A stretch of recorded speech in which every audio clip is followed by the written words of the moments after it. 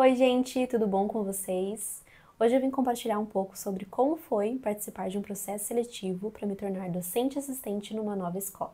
Para recapitular, eu me chamo Pamela, tenho 25 anos, sou formada em pedagogia desde 2021 e atuo na área da educação desde 2018. No início da minha trajetória, eu fiquei 2 anos como estagiária na educação infantil. Depois veio a pandemia e foi todo um processo turbulento ali em que eu dei aulas particulares e a escola me chamou novamente para retornar em 2021 como corregente, e eu fiquei como corregente do primeiro ano do ensino fundamental. E logo no ano seguinte, em 2022, eu assumi a minha primeira turma como professora regente, né, professora titular de turma, e fiquei no Infantil 2 durante 3 anos. E agora, no final de 2024, surgiu a possibilidade de me candidatar a uma nova vaga, né, em uma nova instituição, e eu decidi abraçar essa oportunidade. Então ela apareceu ali no LinkedIn para mim, eu me candidatei à vaga e esperei o retorno, né, e acho que dentro de 1, 2 semanas eles me responderam por e-mail que estavam me convocando para uma entrevista e no tal dia, né, eu me organizei e fui.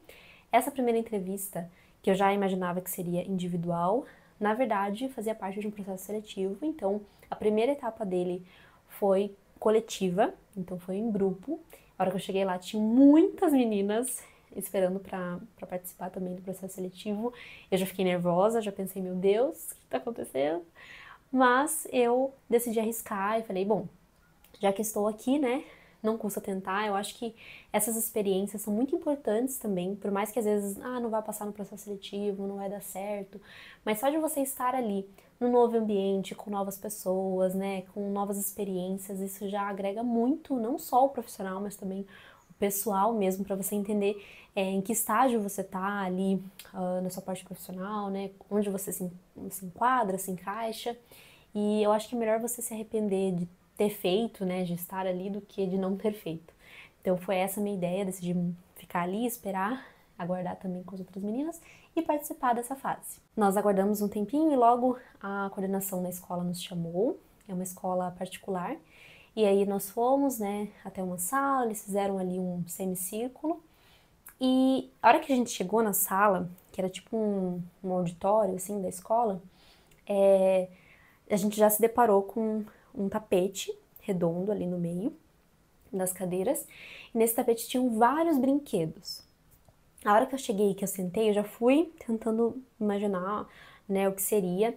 Eu não sei se isso é bom também, porque a gente fica criando expectativas, né, antes da hora, porque a gente tem que esperar ali essa indicação, né, do que é para ser feito, enfim, uma explicação mesmo, para que daí você comece a mentalizar. Mas já de imediato eu já olhei ali as possibilidades porque eu imaginei que elas falariam pra gente escolher dos materiais, né, alguns dos brinquedos, e eu já me preparei para isso. E vale ressaltar que assim que eu descobri a vaga, né, que ela apareceu para mim, que eu me candidatei, eu pesquisei sobre a instituição. Acho que isso é um dos pilares aí na participação de entrevistas, porque quando você vai para uma instituição sem saber do que ela se trata, né, o básico pelo menos, né, sobre a história, sobre a trajetória ali daquele local, não faz sentido você estar ali, sabe? Porque você tá indo sem entender o propósito daquele lugar, quais são os valores, qual é a missão daquele lugar, qual é o objetivo,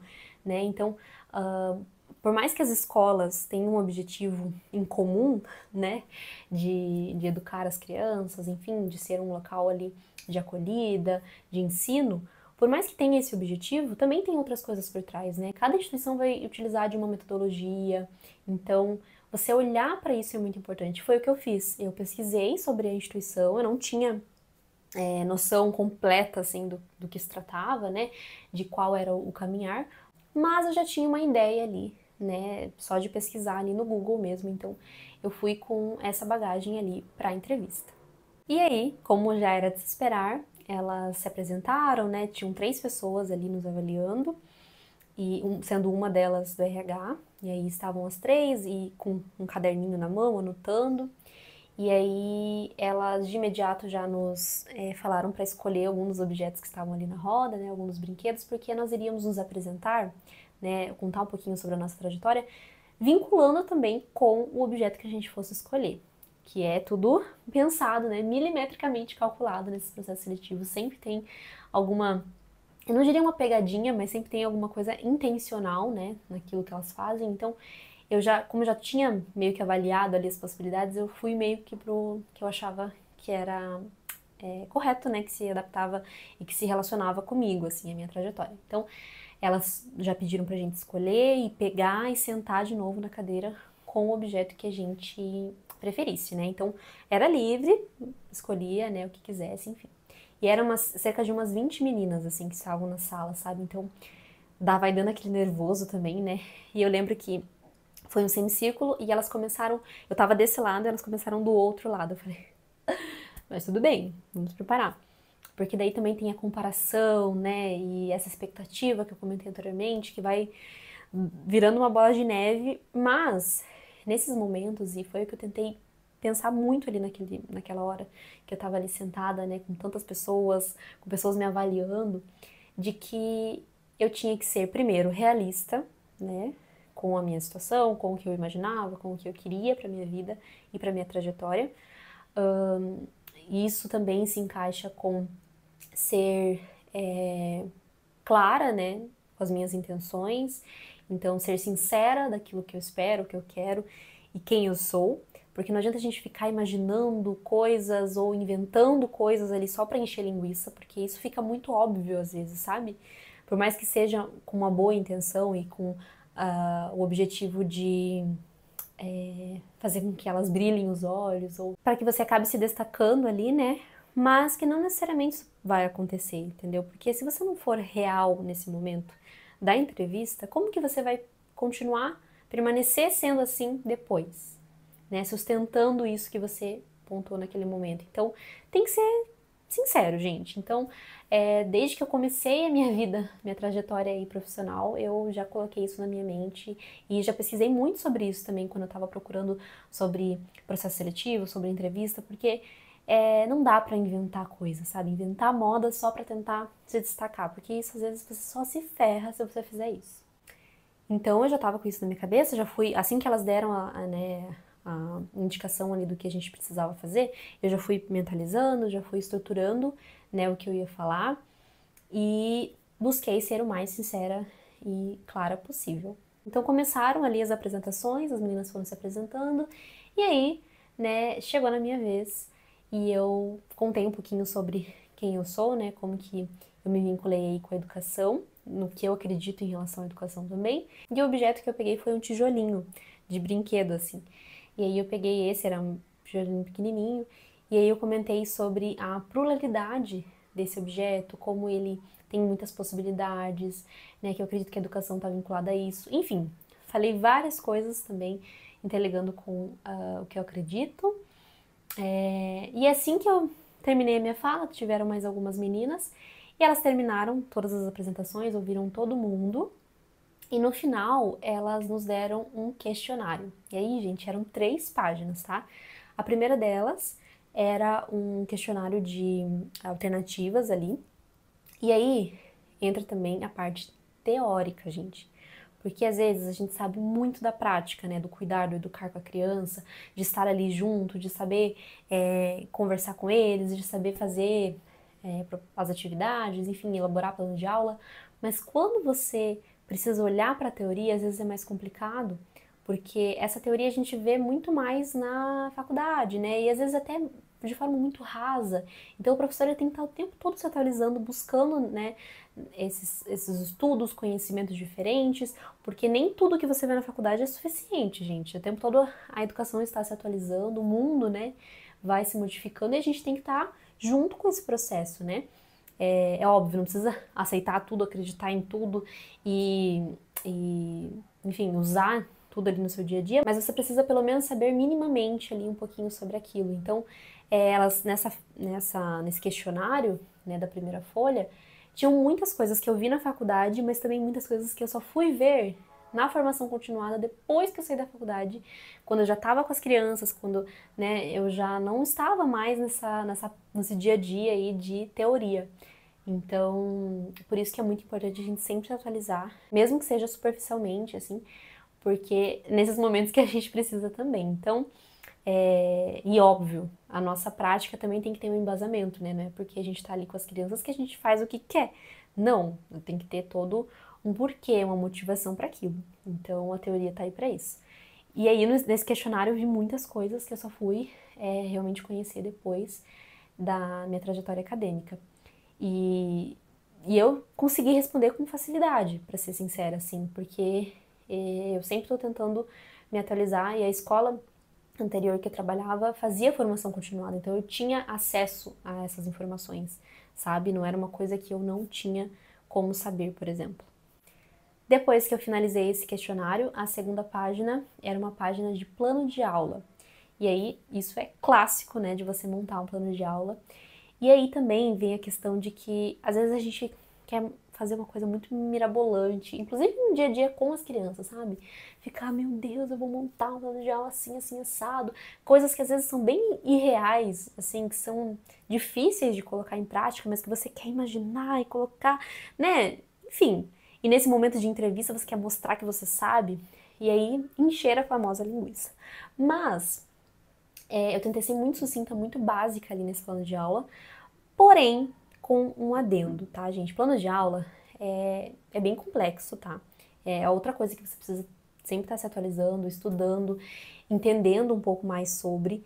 Além disso, cada instituição usa diferentes planos de aula, né? Cada instituição usa da sua forma, cada professor faz do seu jeito.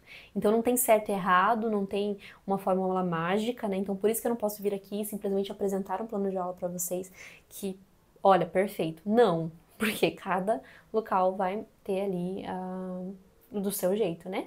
Mas uma coisa que é muito importante e é exigida na área da educação é a BNCC. Então é a nossa Base Nacional Curricular e assim como nas instituições a gente tem que usar ali no nosso planejamento, nesse momento o ideal era apresentar um plano de aula tendo base e relação com a BNCC. Então foi o que eu fiz. Fiz um plano de aula bem simples, inclusive era um plano que já tinha até colocado em prática com as crianças em algum momento da minha vida e da minha trajetória, mas dei ali uma detalhada, né? Expliquei como que ia ser aplicado aquela proposta com as crianças e fiz ali um embasamento com a BNCC no final. Então eu lembrei ali de algumas expectativas, né, e habilidades ali da BNCC e citei no meu planejamento. Eu acho que nesse plano de aula, né, eu acho que isso foi que me ajudou ali nesse momento. E a última folha era uma folha de texto também para escrever sobre o porquê que eu deveria ser contratada para aquela instituição.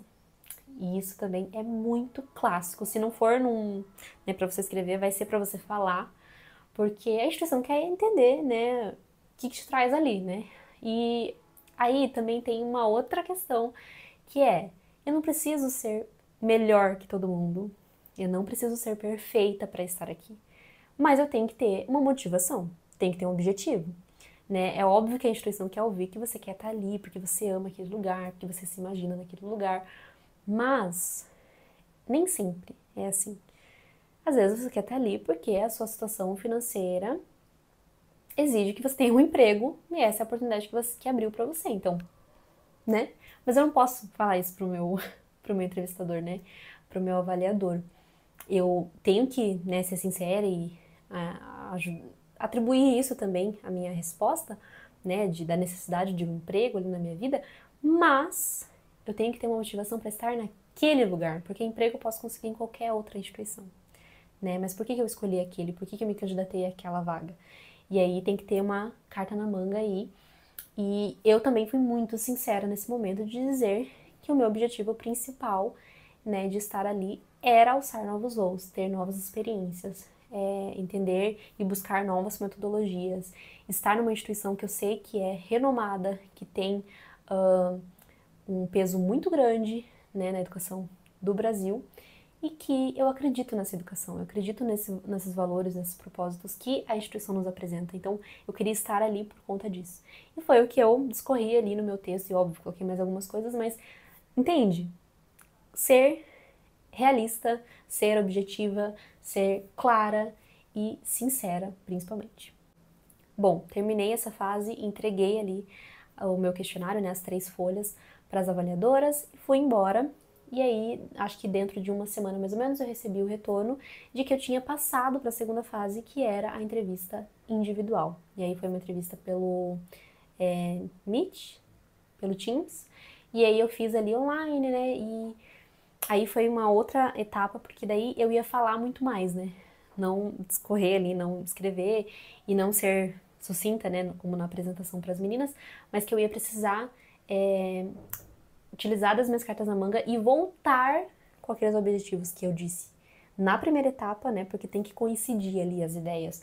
Eu não posso ser uma pessoa na primeira etapa coletiva e ser outra na individual. Eu tenho que seguir a mesma linha. Por isso que eu falei pra vocês que não dá pra gente inventar moda, inventar coisas, porque senão depois a gente acaba queimando a cara, né? A gente acaba pagando a língua ali porque não conseguiu seguir ali a mesma risca, né? Então, eu, assim como falei na primeira etapa, fui sincera e falei na segunda, expliquei sobre a minha trajetória e tudo mais, e que o meu principal objetivo, né, de estar naquela instituição, de ir para aquela escola, era ter novas experiências, que eu acreditava que eu precisava daquilo, né? E eu acredito nisso fielmente, porque eu tenho muito receio, e eu acho que eu já comentei isso anteriormente aqui no canal, de ficar acomodada, sabe? De ir muito para esse lado, assim, de aceitar tudo, de achar que tem que ser tudo desse jeito e pronto, acabou, porque a vida é uma só, né? E nós não temos tantas possibilidades assim, as portas não se abrem todos os dias pra gente, né? Então,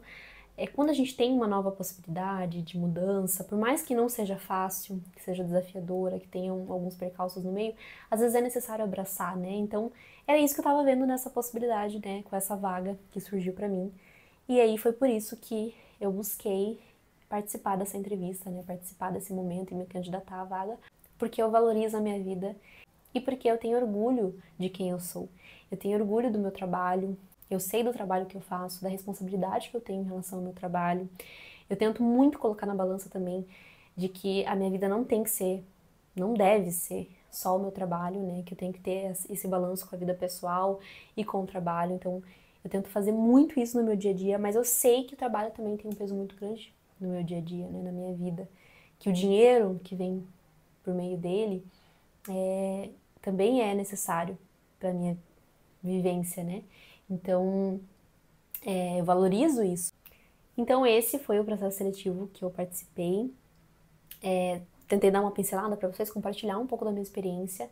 Não existe certo e errado, né? Não é a única forma de fazer um processo seletivo, não é a única forma de estar, de se apresentar no processo seletivo, porque eles usam de muitas ferramentas, né? É interessante pesquisar mesmo, né? Outras experiências, mas eu acho que isso pode agregar e ajudar outras pessoas, então por isso que eu vim compartilhar um pouquinho com vocês hoje. Eu espero que tenha ajudado alguém. E eu passei no processo seletivo, estou nessa instituição, inclusive, tô com meu caderninho aqui, porque eu tive que separar toda uma documentação para eles, ó, toda uma documentação, uma lista gigantesca de coisas para entregar. Fui atrás, tive que abrir conta, tive que fazer exame admissional, sabe, todo esse processo burocrático também que não é fácil, mas que deu tudo certo, graças a Deus, e tá tudo se encaminhando, né? E eu acho que por mais que o trabalho tenha um peso muito grande na nossa vida e esse equilíbrio, né, entre vida profissional e pessoal é muito importante, eu acho que a gente também tem que colocar na cabeça que não existe uma única instituição, não existe um único trabalho, tá, gente? Porque às vezes a gente coloca tanta expectativa naquilo, a gente coloca a nossa vida mesmo naquela possibilidade, ou, né, tem todo um nome por trás, enfim, né, você fica tão engajado, tão buscando aquilo, que você esquece outras coisas, você coloca todas as suas expectativas naquilo e que você às vezes não vai se adaptar, não vai se sentir bem naquele local e não é pra você continuar no local que você não se dê bem, sabe? E eu já tô colocando isso na minha cabeça também, de entrar para esse ambiente, né, de começar nessa nova instituição, tendo em mente que eu consigo emprego em outros lugares, eu não preciso ficar presa ali se eu não me adaptar, entende?